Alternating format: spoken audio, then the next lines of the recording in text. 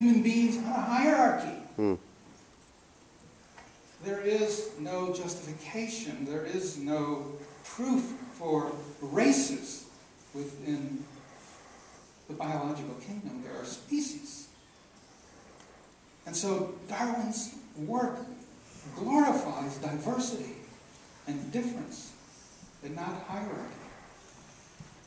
That's still an issue that I'm not sure how we are ever going to be able to overcome, because everything you read in books and in the newspaper always talks about race issues. There's only one race, the human race, Amen. of which we all are part. So Darwin kept digging deeper and deeper and deeper to spread apart what he was finding and be able to write about it in a way everybody could understand. And The Origin of Species is not easy going. I've read it twice and tried to understand everything. I'm not a biologist by any stretch of the imagination. It's a good read. Voyage of the Beagle is much better, if you enjoy that, because it's like a travel log. It's a lot of fun to read. Peter Siss is even better, because he does it all on one page, and you don't have to worry about it. So what happened? What did Darwin do that was so dramatic, that made such a big difference for us?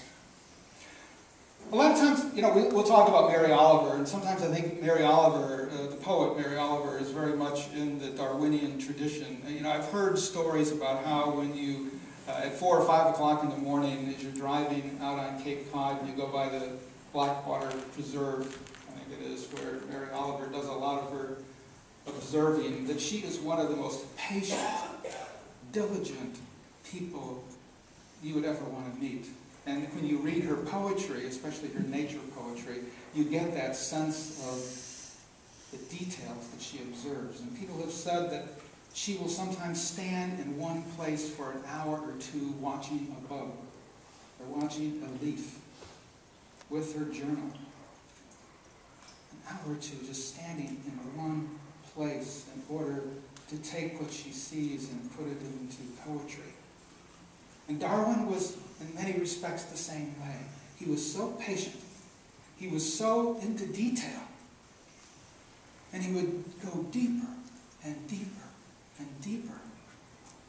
And that's the way 19th century science was, as they began to peel away the layers of the natural world and begin to explore and derive meaning from that exploration. It was so powerful. And in that exploration, they began to demythologize, deconstruct, to show the Bible and religion in a new light. And many people say it was destructive of religion. I mean, the significant amount of pushback that Darwin got from the Anglican Church was absolutely amazing.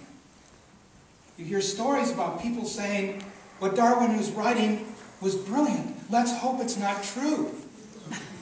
Because the church understood that he was demythologizing, he was deconstructing, he was tearing down as lovingly as possible, but nevertheless tearing down so much that the church had spent centuries constructing.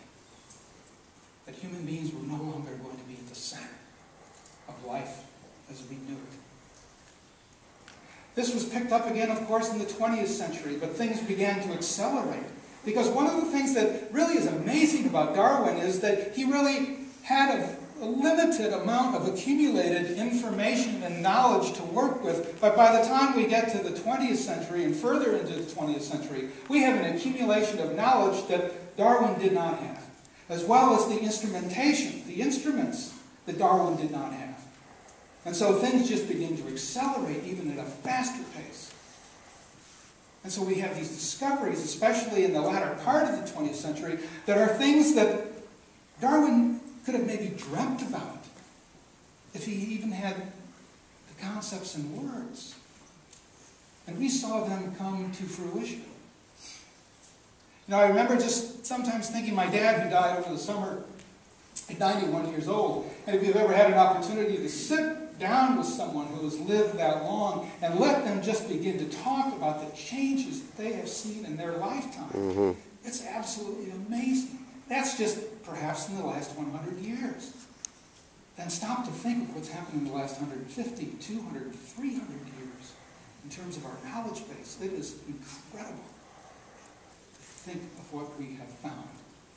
Now the danger in that is, as you dig deeper and deeper, and you begin to write chapters and more chapters of this very large story, it's easy sometimes to lose sight of the larger story.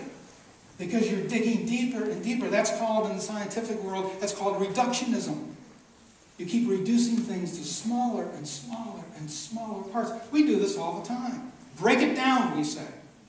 Break it down so you can understand it. Whether it's in mathematics or economy or your own family economy. Break it down so you can understand it. And there's a danger in that, because after a point you may begin to lose sight of the larger whole, the larger picture. You begin to lose sight of the larger story. And we love our stories. It's analogous, let me give you a couple of analogies. It's analogous to, several years ago, Amnesty International did a fundraising project. And what they did was, it was going to be a mystery book, and maybe you remember this.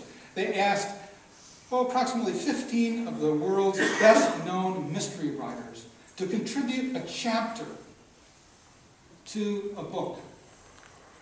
And so the first person who wrote basically had free reign. They could write whatever they wanted to write. But the person who wrote the second chapter had to read the first chapter in order to know where to pick up. And it went on and on. So by the time you got to the 15th chapter, this world-renowned mystery writer had to have read the first 14 chapters to be able to have some sense of what they were going to write.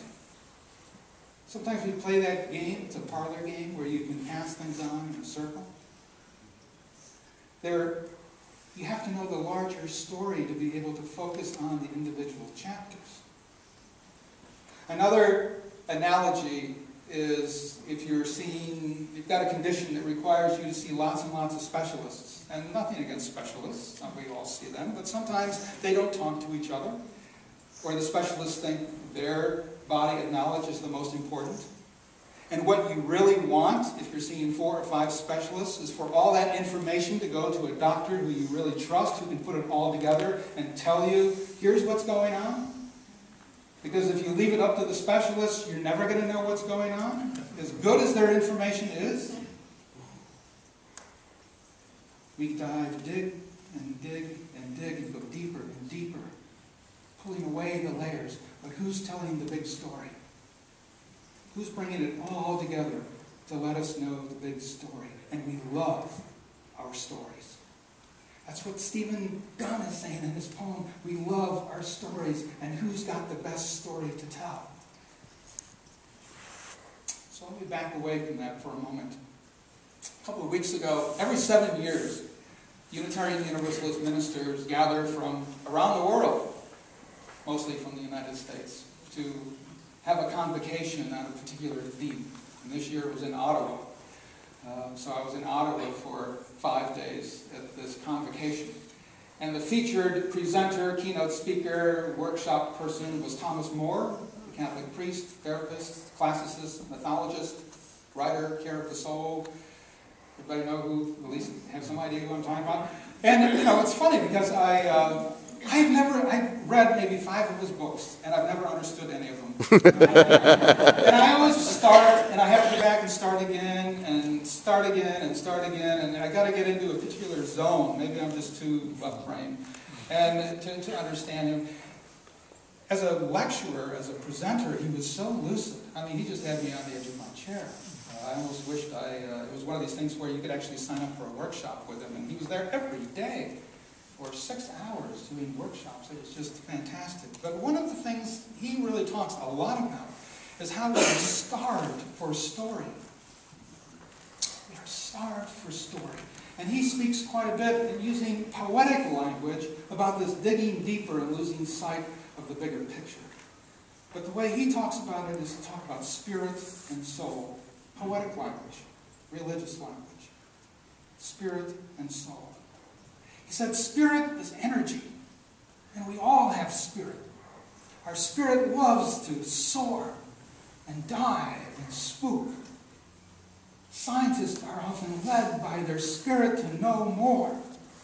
I was out in Chicago over the holidays.